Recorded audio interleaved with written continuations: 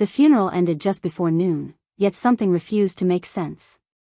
Every person standing beside the freshly covered grave believed that Rowan Mercer was gone forever, but his wife, Celeste, couldn't silence the strange feeling growing inside her heart.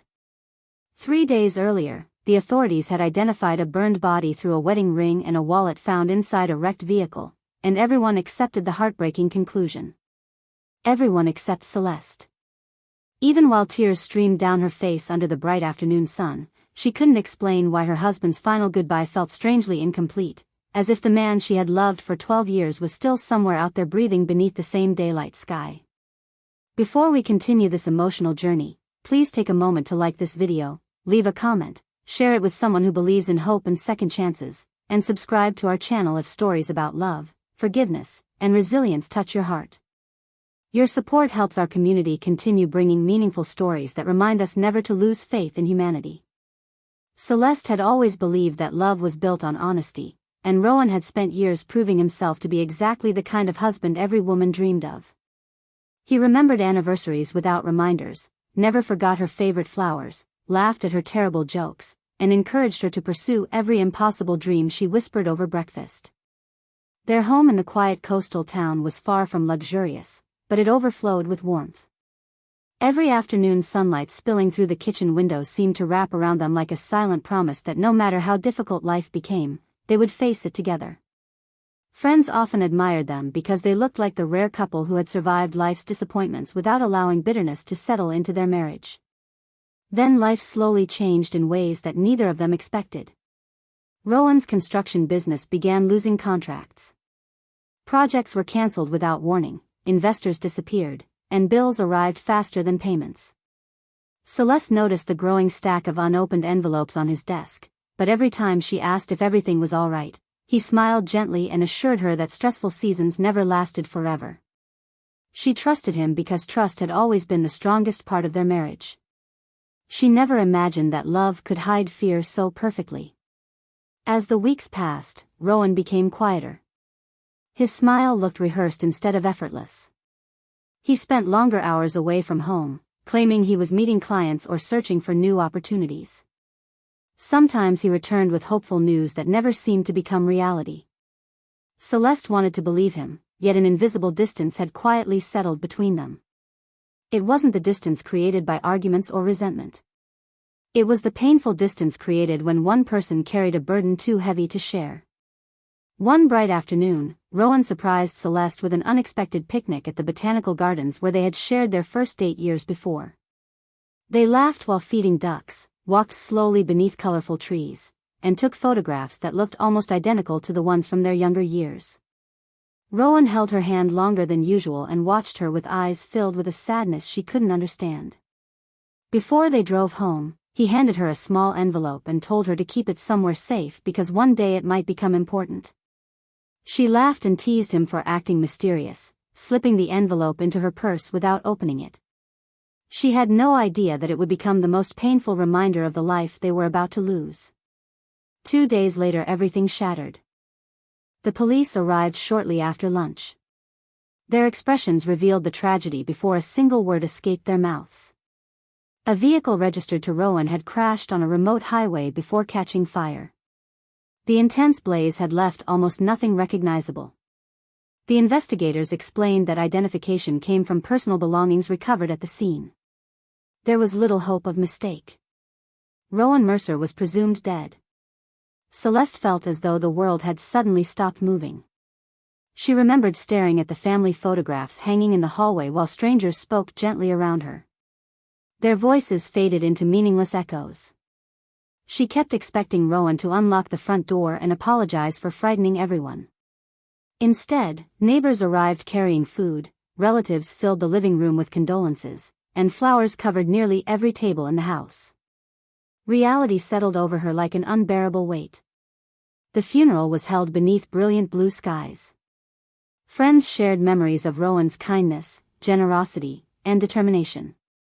Former co-workers described him as the first man to volunteer whenever someone needed help. Elderly neighbors recalled how he quietly repaired broken fences without asking for payment. Listening to those stories filled Celeste with pride, but also with unbearable sorrow because every beautiful memory reminded her that no new ones would ever be created. The days after the funeral felt strangely empty.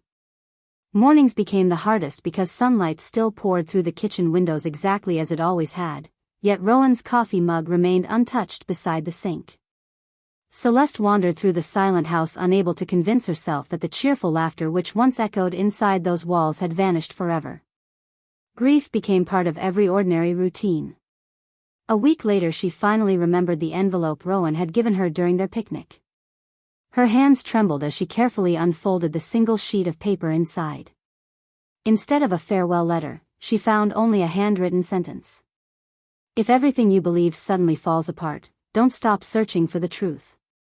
She read those words over and over until they no longer seemed like a coincidence. Rowan wasn't the type of man to leave riddles. Every gift he ever gave carried thoughtful meaning. Why would he write something so strange only days before supposedly dying? The question refused to leave her mind. Instead of accepting her doubts as grief, Celeste quietly began revisiting the final week of Rowan's life. She sorted through paperwork, checked calendars, examined receipts, and organized documents he had left behind. She wasn't looking for secrets. She simply wanted to understand what had happened during those final days. Yet the more she searched, the more confusing everything became. Several financial records didn't match the information Rowan had shared with her.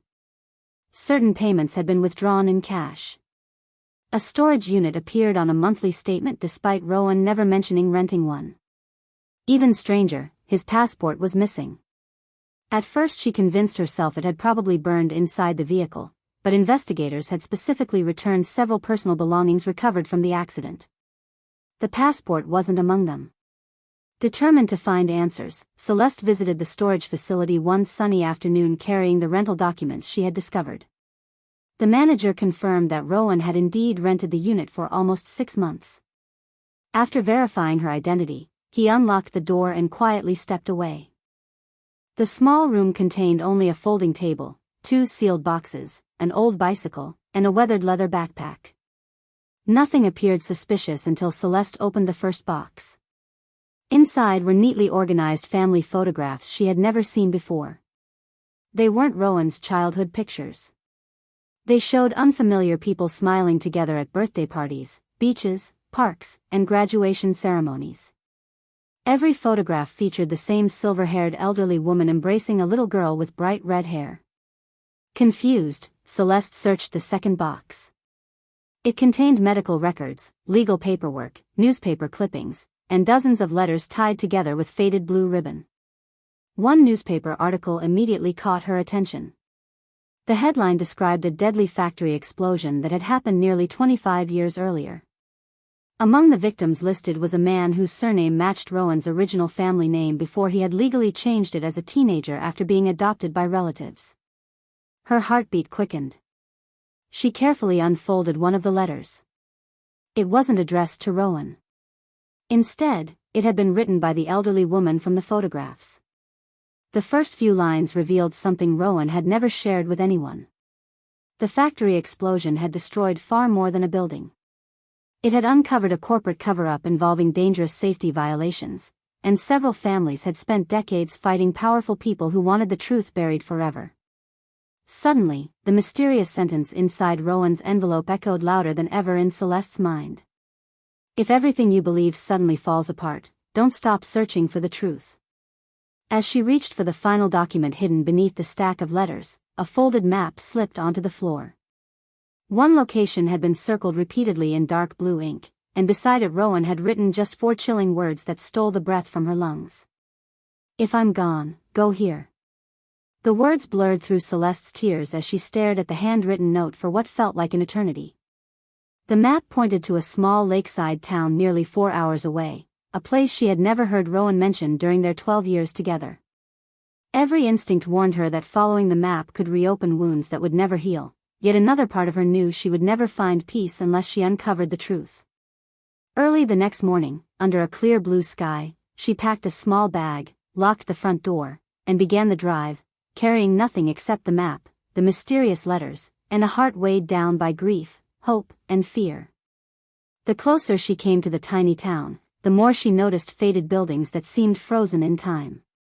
Following the directions on the map, she arrived outside a quiet cottage surrounded by wildflowers. Sitting on the porch was the same silver-haired woman from the photographs. The moment their eyes met, the elderly woman slowly stood, and instead of looking surprised, she looked relieved, as though she had been expecting Celeste all along. Without asking who she was, she quietly whispered that Rowan had promised she would come if everything had gone wrong. Those few words shattered every remaining certainty Celeste still held. Rowan had planned for this. Somehow, he had known his disappearance would eventually lead her there. The elderly woman introduced herself as Margaret and gently invited Celeste inside. Sunlight filled the small living room where countless family photographs decorated the walls. Margaret explained that decades earlier, the factory explosion mentioned in the newspaper had not been an accident at all. Negligence, corruption, and greed had claimed innocent lives, including Rowan's biological parents. When survivors demanded justice, powerful businessmen buried evidence, intimidated witnesses, and quietly destroyed anyone who threatened to expose them. Rowan had spent years secretly gathering proof that could finally reveal the truth. He had never wanted Celeste involved because he believed the people protecting those secrets were still dangerous. At first, Celeste felt betrayed. How could the man who promised never to keep secrets build an entire second life without telling her? But as Margaret described Rowan's determination to protect his wife from the risks he carried, anger slowly gave way to heartbreaking understanding. Every late meeting, every unexplained absence, every forced smile had been part of a desperate effort to shield the woman he loved from a battle he believed was his alone. Margaret handed Celeste one final envelope sealed with Rowan's handwriting. Her fingers shook as she opened it. Inside was a long letter filled with love, regret, and painful honesty. Rowan confessed that his business problems had not been the true reason for his stress. While financial struggles were real, they were only a small part of a much darker reality. The evidence he had uncovered had finally reached the people responsible for the decades-old cover-up. Strange vehicles had begun following him. Anonymous warnings appeared at his office. Someone broke into his workplace but stole nothing except copies of investigation files. He realized that staying visible placed everyone he loved in danger. Then came an unbelievable opportunity. Federal investigators working secretly on the case believed Rowan had become a target. They convinced him that the only way to protect himself while exposing the truth was to disappear completely until enough evidence had been secured. A staged death became part of a carefully coordinated operation designed to convince dangerous people that Rowan was no longer a threat. Reading those words felt like losing him all over again. He had chosen to let her believe he was dead. Even if his reasons were noble, the pain he left behind had been devastating. Yet every sentence overflowed with love. Rowan admitted that allowing Celeste to grieve was the greatest sacrifice he had ever asked of her, and he feared she might never forgive him. He ended the letter with one promise.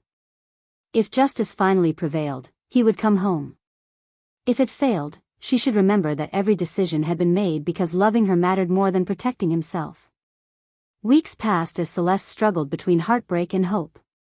Investigators eventually contacted her after Margaret revealed that Celeste now knew the truth. They confirmed enough details to convince her the operation had indeed been real, though many parts remained confidential. Every day became an emotional battle. She wanted Rowan back more than anything, yet she couldn't erase the memory of standing beside an empty grave believing her husband had died. Trust, once broken, could not simply be restored by good intentions. She questioned whether love could survive such an unimaginable deception. Then, one warm afternoon nearly 4 months after the funeral, Celeste heard a familiar knock on her front door. Her heart pounded so violently she could barely breathe. When she slowly opened the door, the world seemed to stand still. Rowan stood on the porch beneath the afternoon sun, thinner than before, exhausted, and carrying visible scars across his face, but unmistakably alive. For several endless seconds neither of them moved. They simply looked at one another, overwhelmed by emotions too deep for words. Celeste had imagined this moment countless times, believing she would immediately run into his arms. Instead, tears streamed silently down her face as years of trust, grief, love, confusion, relief, and anger collided all at once. Rowan lowered his eyes, accepting whatever response she chose. He knew he had no right to expect instant forgiveness. The days that followed became far more difficult than either of them anticipated. Being alive did not magically erase the damage left by months of mourning. Rowan answered every painful question honestly. He admitted that countless times he had wanted to abandon the operation and return home, but investigators warned that doing so would place Celeste in immediate danger and allow powerful criminals to escape forever. Eventually, the evidence he had collected led to multiple arrests, exposing decades of fraud, bribery, and corruption. Families who had waited almost 25 years finally received justice. Newspapers celebrated the investigation, yet none of those headlines described the private cost paid by one marriage. Rowan never defended himself or asked Celeste to simply understand. Instead, he accepted responsibility for every tear she had shed. He understood that protecting someone without their knowledge could still leave deep emotional wounds. Healing came slowly through ordinary afternoons rather than dramatic moments. Rowan repaired the neglected garden while Celeste quietly watched from the porch. They shared simple lunches without pretending everything was normal. They attended counseling together, learning that forgiveness was not forgetting but choosing, day after day, to rebuild what had been broken. Rowan no longer hid his fears, and Celeste no longer assumed silence meant everything was fine. They discovered that real trust grows strongest after difficult truths are finally spoken. Their marriage did not return to the life they once had. Instead, it became something stronger because it was built not on perfection, but on honesty, accountability, and grace. 1 year later, beneath another bright afternoon sky, they visited the cemetery together. The grave that once symbolized unbearable loss had become a reminder that appearances can sometimes hide extraordinary truths. Rowan stood silently beside the headstone that carried his own name, reflecting on the strange journey that had brought him there. Celeste gently placed fresh flowers beside it, not to mourn the husband she had lost, but to honor the woman she had been before the truth transformed her forever. She realized that grief had changed her, but it had also revealed a strength she never knew she possessed. She had learned that hope sometimes survives even when every visible reason to believe has disappeared. Before leaving, they visited Margaret, whose quiet courage had helped preserve the truth until justice could finally be served. Sitting together on her sunny porch, they laughed for the first time in what felt like years. The laughter sounded different now. It carried gratitude instead of innocence, wisdom instead of certainty, and peace instead of fear. Life had not erased their scars, but it had shown them that scars do not prevent hearts from loving again. Before this story comes to an end, we'd love to hear from you. Please leave a meaningful comment and tell us this: if someone you loved made an impossible choice to protect you but broke your heart in the process, do you believe forgiveness is possible, or would trust be gone forever? Your thoughts may encourage someone facing a difficult season in their own life. As Celeste and Rowan drove home beneath the warm afternoon sunlight, they understood that second chances are never gifts we earn. They are gifts we choose to give. Love is not measured by the absence of mistakes but by the courage to face them with truth, humility, and unwavering commitment. Some wounds leave permanent marks, but those marks can become reminders of survival rather than defeat. Sometimes the greatest miracle is not that someone comes back from the dead, but that two broken hearts find the strength to rebuild what seemed impossible to restore. And if this story touched your heart, please like this video, leave a meaningful comment, share it with someone who needs hope today, and subscribe to our channel so you never miss another emotional journey.